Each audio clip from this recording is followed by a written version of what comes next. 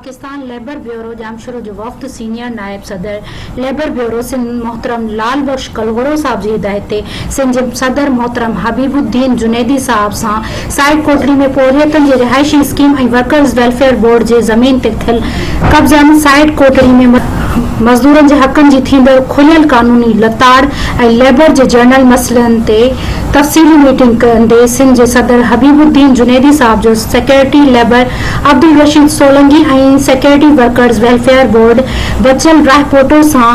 राब्तो मज़दूरनि जे मसइलनि ऐं पोरियतनि जी रिहायशी स्कीमुनि ते थियल कब्ज़नि ते ख़दशनि खां आगाही ऐं वधीक चयो त लेबर जे रिहायशी स्कीमुनि तां कब्ज़ा फ़ौरी ख़तम करे वर्करनि खे लेबर कानून तहत हक़ ॾियारिया वञनि। सेक्रेटरी लेबर ऐं सेक्रेटरी वर्कर बोर्ड खे पीपल्स ब्यूरो जामशुरू वफ़द सां मीटिंग करे मसइला हल करण जो चयो आहे।